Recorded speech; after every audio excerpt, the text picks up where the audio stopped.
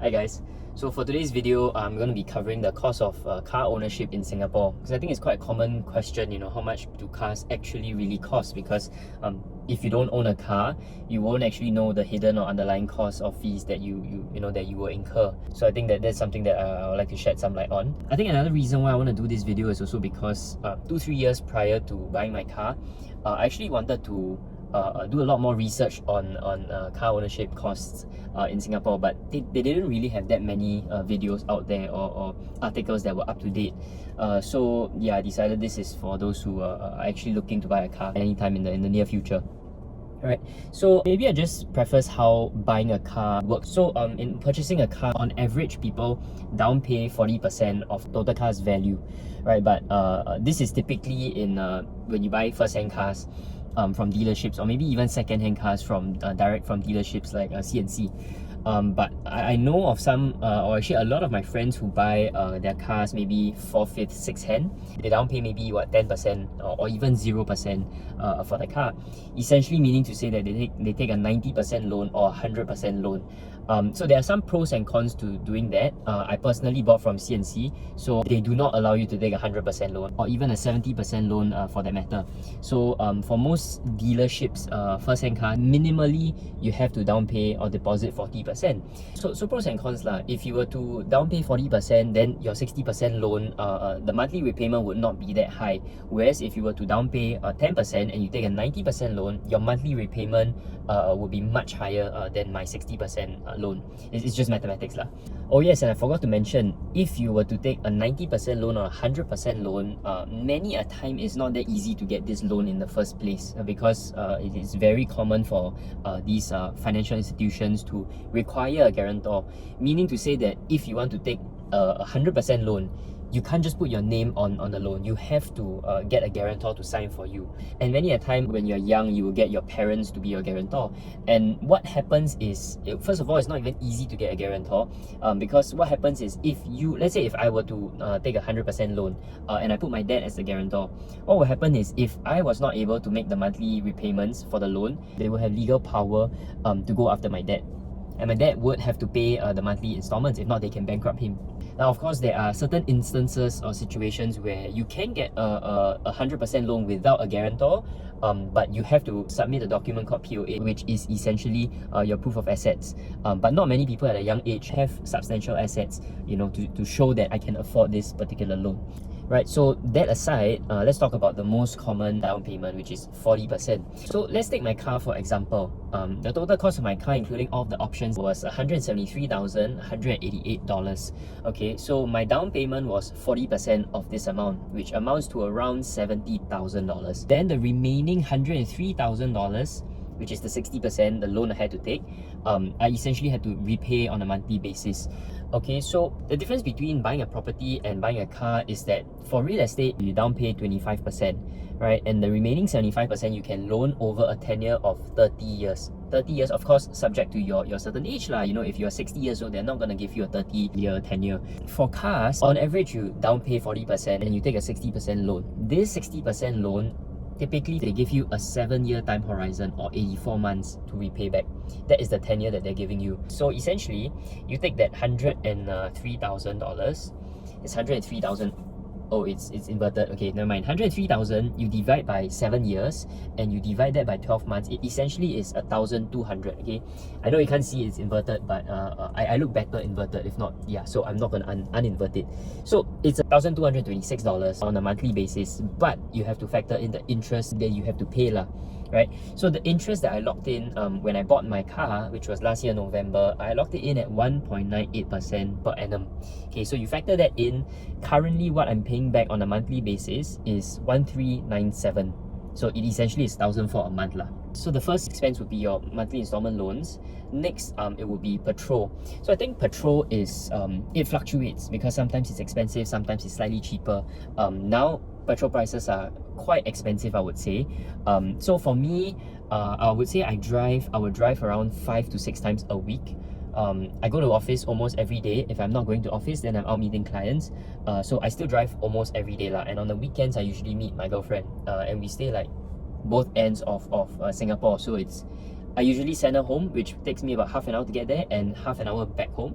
So I would say I drive, yeah, a good amount of times a week.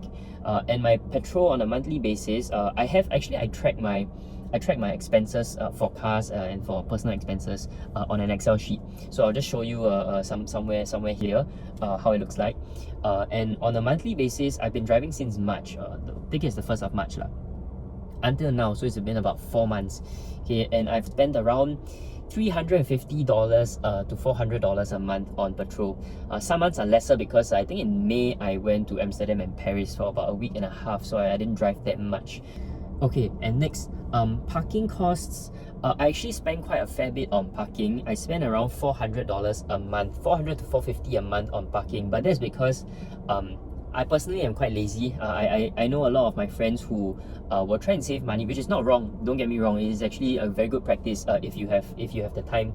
If you're not as impatient as me, they usually park somewhere else where maybe they have season parking, or they park somewhere else slightly cheaper, and then they walk across to their designated location. But for me, if let's say I'm going to Ion, I'm just gonna park at Ion. I'm not gonna park at my office where if let's say I have season parking, I'm not gonna park at office and then walk to or take an MRT to Ion.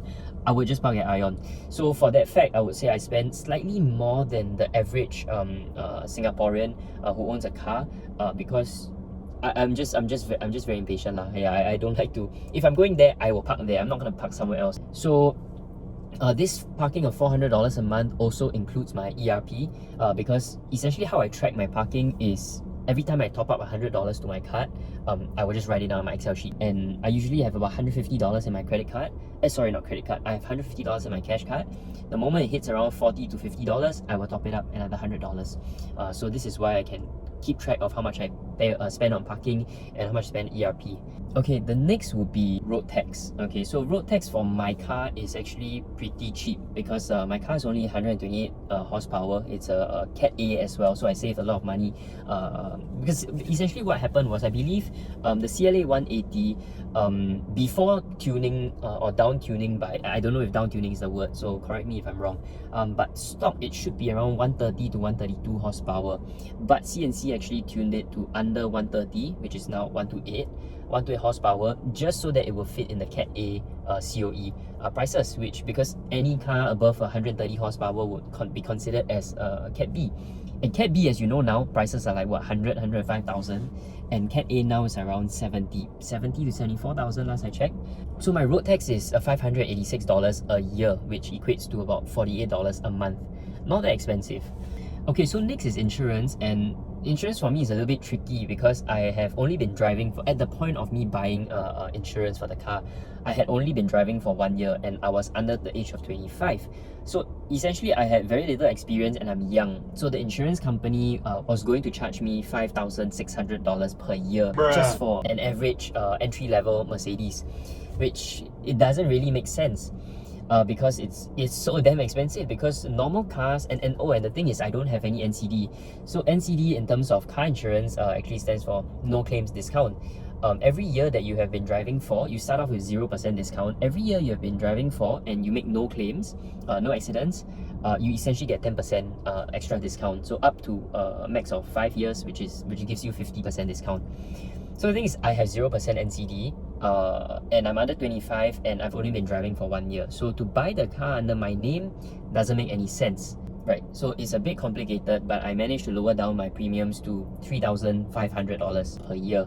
Okay, it's still relatively expensive. It's still about 2 to 3 times more expensive than the average, but it should go down every year lah. It should go down every year, and by the 5th year, once I've clocked 50% NCD, it should be around $1,200, $1,300 a year. So on a monthly basis, $3,500 is essentially around $300 a month. And then for maintenance, because I've only been driving the car for around 4 months, I haven't had the need to do any maintenance, and if anything, it's all covered by CNC because I have a 3-year warranty and I have around couple of thousand Mercedes credits that they gave me up front. So, but I've spoken to a lot of Mercedes owners as well, and the maintenance should amount to around $1,750 a year. So it should be around $145 a month. Right, so the total all in of what I'm paying, including car loan installment, petrol, parking, ERP, road tax, insurance and maintenance, it's around $2,640 a month. Right, so that is most of what the expenses you will incur for owning a car in Singapore. So there are a lot of miscellaneous expenses that you'll be spending on your car for aesthetic purposes, like buying, this and that. Like, okay, this was free. So I'm sure that every brand new car owner would want to spice their car up, would want to beautify it. So I'm not going to count that in because all of that is subjective. And I'm also not going to count in which is depreciation, because it's not something that I'm paying out of my pocket. But yeah, if you want to know your depreciation a year, you can always go to SG Carmart. It will state clearly there.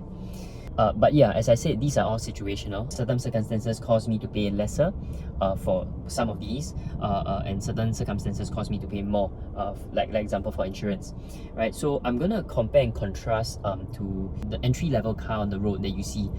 So let's just say, for example, a 2020 Toyota Prius. It costs, let's say, around 120,000. So if you factor in the interest that you have to pay back on a monthly basis, you would probably be paying around $1,000 a month. Petrol, it should be around what I'm paying as well. It's also around $350 a month. Parking, alas, a lot of my friends don't talk about those who work in the CBD. Talk about average Joe. You work maybe in near town, or you work in Ang Mo Kio, that kind of area. Parking should be around $300 a month. So road tax, on the other hand, I think road tax, the average car should also be between $500 to $600 a month. I'll just take mine as an average because my car has relatively low horsepower. It's almost the same as a Prius or Hyundai Avante. Or recently I just found out it's not pronounced as Hyundai. I found out that it was pronounced as Hyundai, which I still can't wrap my head around. I think I will still pronounce it as Hyundai. It just sounds better than Hyundai. Yeah, okay, so next, insurance wise, it should be an average of 1,000. There are roosters here. Yeah, it should be an average of 1,500 a year. So that equates to around $125 a month. It shouldn't be that expensive with 50% NCD on an entry-level car. So the total, you factor everything in, the average car on the road, you're looking at around $1,968 a month, which equates to, let's just say, $2,000 a month lah. So if you're looking to buy a car, these are the expenses that you should be considering. And also do buffer a bit more, because it varies from car to car. It varies from situation to situation. Maybe your parking is slightly more expensive where you're working at, or maybe you drive around a lot more than I do. So do give a little bit of a buffer, because honestly, when I was calculating how much I would spend on a car, I only calculated around $2,200 a month, because I never knew parking was so expensive. So I actually only put in $2,200, but I buffered to $2,500. But end up I'm still paying more than what I calculated. This was about 2 years back before I decided to make my purchase. So just to give you guys an average of how much owning a car costs in Singapore. Right, so that should wrap up today's video on how much it costs to own a car in Singapore. Do let me know if you have any other questions pertaining to my car or myself in the comments down below. If not, I'll see you in the next video. Ciao.